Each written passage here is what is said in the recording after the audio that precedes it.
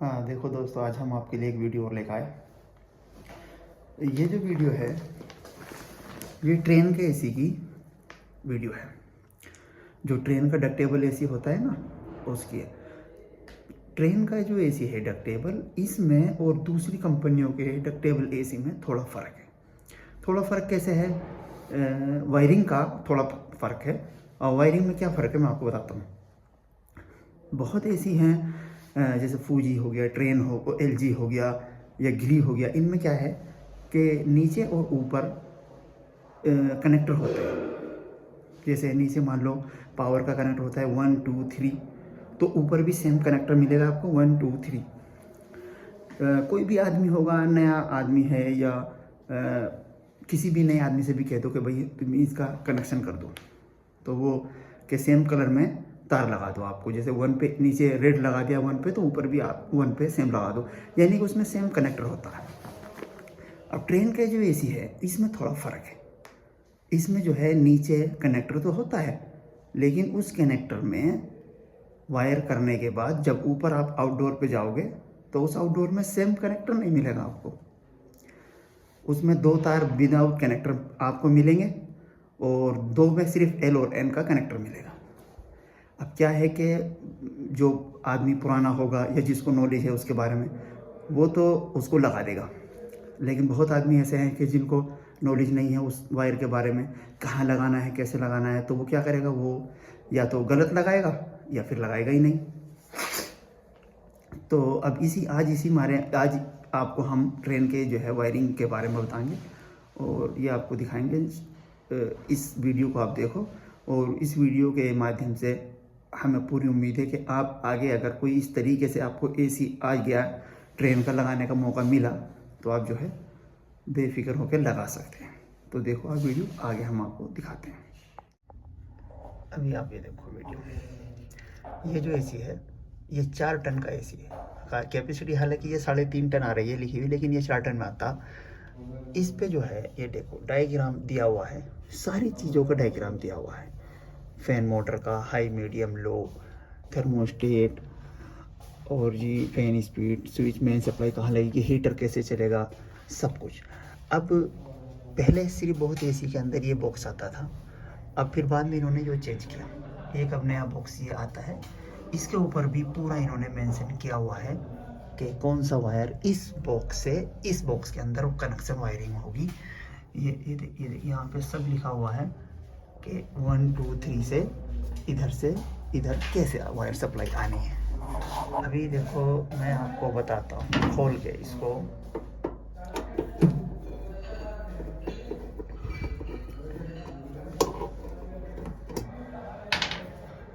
ये खोलेंगे तो खोल के जो है मैं आपको आसानी से बताऊंगा।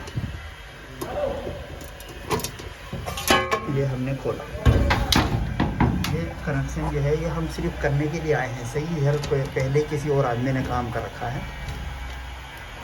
ये इसके अंदर सिंगल पीसीबी है, सिर्फ एक छोटी सी ये पीसीबी आती है इसी में। अब ये जो है इसमें 2 तार आते हैं, एक थर्मोस्टेट का, एक सेंसर। एक तो कोई थर्मोस्टेट है, एक सेंसर है जो एयर को, कूलिंग को सेंस करेगा। ये देखिए ये सेंसर है, ये कहीं लगा हुआ नहीं आता है, ये पीसीबी के अंदर बंधा हुआ आता है, आपको ही सेट करना होता है। तो ये हमने जो है ये यहाँ पे बंधा हुआ है, ये छत इसके साथ पीछे बंधा हुआ है, सही है। यहाँ पे ये सेंस करेगा, कोई दिक्कत नहीं है। अब जो कोयल थर्मोस्टेट होता है, वो कोयल थर्मोस्टेट आके यहाँ पे कोयल में हम ऐसा हमने लगाया। पहले ये लगा हुआ नहीं था, ये हमने ही लगाया।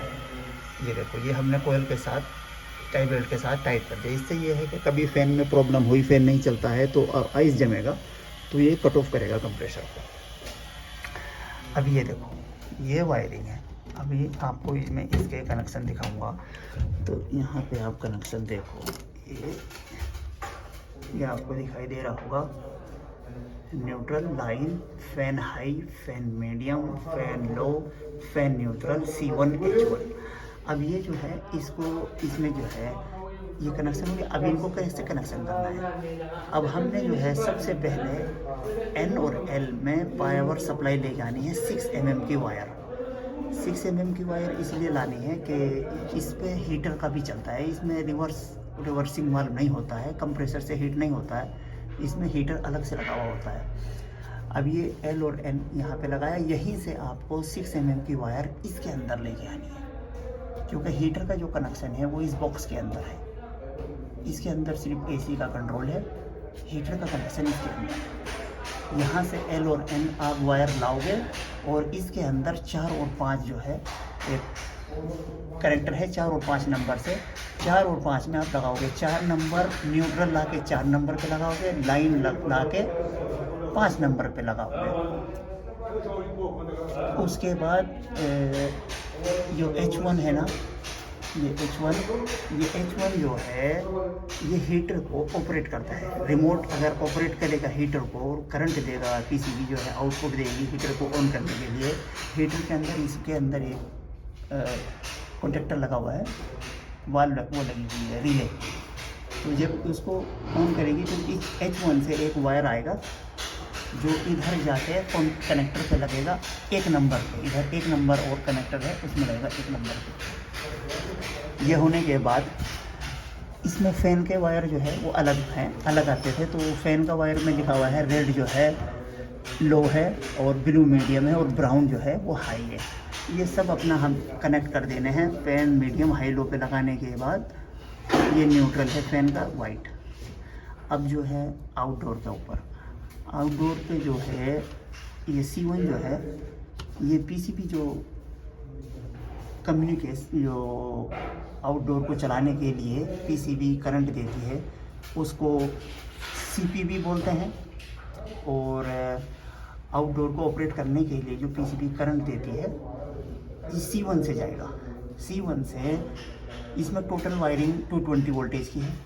C1 से रिले से 5 मिनट के बाद कम्युनिकेशन जो ऊपर जाएगा कंप्रेसर को ऑपरेट करने के लिए वो C1 से जाएगा। तो हमने यहाँ पे जो है ना येलो तार का यूज़ किया है, येलो तार लगा हुआ है C1 और एक न्यूट्रल पे ब्लैक तार और हमने दिया ऊपर। मैं आपको दिखाऊंगा जाके ये कहाँ पे लगे हैं, क्या है क्या नहीं। ठीक है, यहाँ पे इतना हो गया, आपको पता लगेगा। यानी कि मेन सप्लाई आई N और N पे, फ़ैन मीडियम हाई लो, ये तो फ़ैन का वायर है, इसको कोई छेड़ना नहीं है।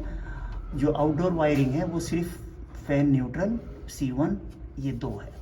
फ़ैन न्यूट्रल यानी हमें न्यूट्रल पहुंचाना है ऊपर, तो फ़ैन N से भी ले सकते हैं, यहाँ से डायरेक्ट भी ले सकते हैं, कोई से भी आप कहीं से भी ले सकते हैं। यहाँ से ले लो डायरेक्ट न्यूट्रल, चाहे फ़ैन N से यहाँ से ले लो, ये जे खाली है यहाँ से ले लो। और एक C1 ये आउटडोर की सप्लाई है C1। ये H1 जो है आपको मालूम ही होगा हीटर के जेल जाता है। ठीक है, वो आपको दिखाते हैं आउटडोर के ऊपर। हाँ, ये देखो ये आउटडोर है इसका,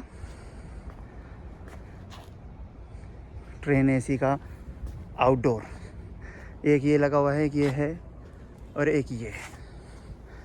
चलो हम आपको जो है इसके बारे में बताएंगे अभी कि नीचे की वायरिंग तो आपने देख ही ली है, अब आउटडोर की वायरिंग कैसे करेंगे ये हम आपको अभी बताते हैं। ये इसका जो है डब्बा है, ये मैं खोलता हूँ, कनेक्शन जो बॉक्स है।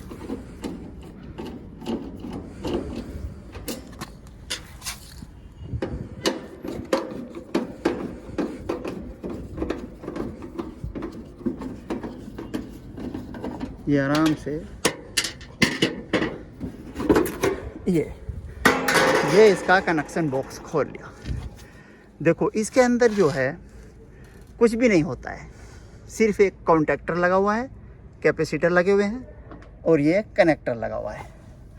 अब जो हमने जो है 2 वायर L और N हो गए और 2 वायर मैंने आपको नीचे बताया था कि एक C1 और एक फ़ैन न्यूट्रल से लेना होता है 2 वायर, क्योंकि ये जो कॉन्टैक्टर लगा हुआ है ये 220 वोल्टेज से ऑपरेट होता है। यानी कि ये जो नीचे से अब हमारी देखो ये यहाँ पे तो मेन सप्लाई आ गई, ये 8 mm की मेन सप्लाई है और ये इसी के साथ 6 mm की जो हमने नीचे जोड़ी हुई है वो चली गई। जो हमने इंडोर में यूज़ की हुई है 6 mm की, वो यहाँ पे यहीं से एक साथ कनेक्ट होके नीचे चली गई। यानी कि आपको पता लग गया है नीचे का कनेक्शन पूरा हो गया, यानी कि नीचे 220 वोल्टेज पावर सप्लाई चली गई। ठीक है, अब उसके बाद आगे के जो 2 वायर हैं C1 C और फ़ैन न्यूट्रल के लिए क्या करना, अभी देखो ये कॉन्टैक्टर होता है। ये कॉन्टैक्टर जो है, अगर आप इसको, ये इसके अंदर जो है एक लेफ़्ट और राइट में जो कनेक्शन है, ये इसकी कोयल है। कोयल मतलब इसको 220 वोल्टेज चाहिए। अगर हम इसको 220 वोल्टेज देंगे तो ये मैग्नेटिक कॉन्टैक्टर है, तो ये चिपक जाएगा। चिपक गया, जब चिपक जाएगा तो ये जो नीचे से मेन सप्लाई आई, ये देखो यहाँ से मेन सप्लाई गई इधर, और इधर से ऊपर कंप्रेसर में चली गई और कैपेसिटर से कनेक्ट हो गए। जब इसको 220 वोल्टेज मिलेगी कॉन्टैक्टर को, तो ये मैग्नेट से चिपक जाएगा। पावर सप्लाई होती है, चिपक जाएगा। चिपक जाएगा मतलब यहाँ से सप्लाई बाईपास हो जाएगी, सप्लाई चालू हो जाएगी। अभी पीसीबी से क्या कंट्रोल है कि अगर मान लो एसी से हमने 20 डिग्री पे चलाया, 20 डिग्री सेंटीग्रेड पे चलाया, एसी को चल रहा है, जब नीचे का टेम्परेचर अगर 20 डिग्री आ गया तो पीसीबी इसका करंट छोड़ेगी। करंट छोड़ने के बाद ये एकदम बंद हो जाएगा। अब वो करंट कैसे छूटेगा, ये देखो, ये जो दो वायर हैं, एक ब्लू और एक येलो, येलो तार यहाँ से निकल के यहाँ से ये आया और यहाँ पे निकला हुआ है। ये हमने ज्वाइंट कर रखा है, ये देखो, ये यहाँ पे ज्वाइंट है। ये दो तार इसी तरीके से लटके हुए होते हैं, एक ब्लू और येलो। अब ये जो येलो तार, ये ब्लू जो तार अंदर गया, अंदर इस एसी के हाई प्रेशर स्विच और लो प्रेशर स्विच लगे हुए हैं। ये मैं आपको दिखाऊंगा, अगर यहाँ से आपको दिखाई देगा, ये आप दिखाई दे रहे हैं, यहाँ से वीडियो में जो है साफ नज़र नहीं आ रहा है, लेकिन इसमें जो है पाइपलाइन में हाई प्रेशर और लो प्रेशर स्विच लगे हुए होते हैं। ये मैं अभी अंदर करता हूँ, ये देखो, ये अब आपको दिखाई देंगे। ये हाई प्रेशर स्विच और लो प्रेशर स्विच, एक डिस्चार्ज लाइन पे होता है high pressure switch, suction line पे होता है लो प्रेशर स्विच। इन प्रेशर स्विच को सीरीज में बनाया अंदर जाके। ये जो ब्लू वायर है, ये यहाँ से डायरेक्ट आया, कॉन्टैक्टर से निकला और ये अंदर चला गया। अंदर गया, ये लो प्रेशर और हाई प्रेशर को सीरीज कनेक्शन बना के ये वापस निकल के आया, ये वापस आता है ब्लू वायर से। ये हमने ज्वाइन कर रखा है, यहाँ से निकला था ये,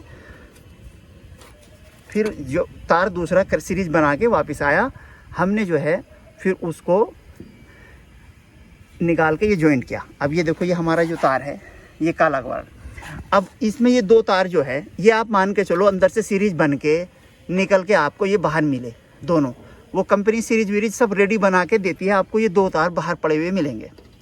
अब इन दो तारों का ही कनेक्शन का खेल है। ये एल और एन में लग गया, पावर सप्लाई नीचे चली गई, इंडोर चल गई।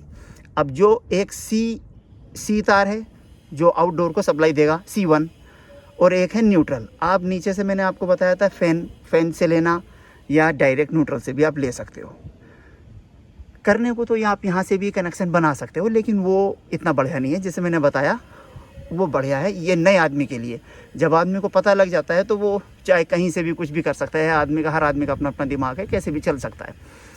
अभी ये दो तार आपको सपोज करो कि इस तरीके से खाली मिल रहे हैं। अब हमारा जो नीचे से सप्लाई आई थी, मैंने आपको दिखाया था, वो येलो और ब्लैक। अब जो है हमारा जो है येलो ब्लैक जो है, वो न्यूट्रल हमने लिया नीचे से, फैन एन में हमने लगाया न्यूट्रल ब्लैक। तो ये जो ब्लैक तार है, ये हमने ब्लू में जोड़ दिया, ये न्यूट्रल हो गया। न्यूट्रल मतलब ये सप्लाई हमारी डायरेक्ट कॉन्टैक्टर में आ गई, ठीक है, न्यूट्रल हमारा डायरेक्ट आ गया। अब हमारा जो C1 है, जो पीसीबी कंट्रोल करेगी टेम्परेचर आने पे, जो कंट्रोल करेगा इंडोर आउटडोर को, वो C1 का तार है। अब ये जो है येलो कलर का, ये लो हमारा जो ये तार ऐसे पड़ा हुआ था, ये हमने इसमें लगा दिया, ठीक है। अभी इसका काम यही है कि नीचे से टेम्परेचर आने पे अगर ये पावर इसमें से कट हो जाएगी तो ये वायर सब घूम फिर के, जो लो प्रेशर स्विच और हाई प्रेशर स्विच से घूम फिर के आया, यहाँ पे लगा हुआ, ये प्रेस हो जाएगा। अभी ये जो है हाई प्रेशर और लो प्रेशर पे भी काम करेगा। मान लो नीचे से तो करंट दे रहा है, एसी नीचे से करंट आ रहा है, यहाँ पे हम चेक कर रहे हैं 220 है, लेकिन एसी नहीं चल रहा है। चेक करना चाहिए कि इसके अंदर गैस नहीं है। अगर गैस इसके एसी के अंदर नहीं होगी तभी भी ये कॉन्टैक्टर प्रेस नहीं होगा। क्यों? क्योंकि जो हाई प्रेशर और लो प्रेशर स्विच हैं, लो प्रेशर स्विच कब काम करेगा? लो प्रेशर स्विच जब काम करेगा जब एसी के अंदर गैस नहीं होगी, या एक लिमिट के हिसाब से जो लो प्रेशर की स्विच की लिमिट है उस लिमिट से नीचे प्रेशर चला गया तब वो ऑफ हो जाएगा। हाई प्रेशर स्विच कब काम करेगा? हाई प्रेशर स्विच जब काम करता है, जैसे एसी चल रहा है नॉर्मल, अचानक उसका फ़ैन मोटर बंद हो जाए, ऊपर फ़ैन बंद हो जाए तो ओवर हीट होगा, डिस्चार्ज जो टेम्परेचर है वो ज़्यादा हीट चलेगा।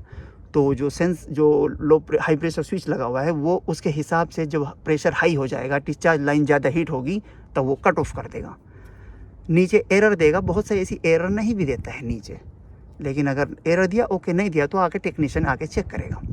ठीक है, ये तो अलग बात हो गई, ये बहुत लंबा प्रोग्राम चलेगा फिर। तो ये आज आपको वायरिंग के बारे में हमने बताया है। उम्मीद है कि आपको आज की इस वीडियो से ट्रेन का जो एसी है कोई भी आदमी आसानी से इसकी वायरिंग कर सकता है। ओके, अगर आपको हमारी जानकारी दी हुई अच्छी लगे तो आप हमारे चैनल को सब्सक्राइब कर सकते हैं, लाइक कर सकते हैं, शेयर भी कर सकते हैं।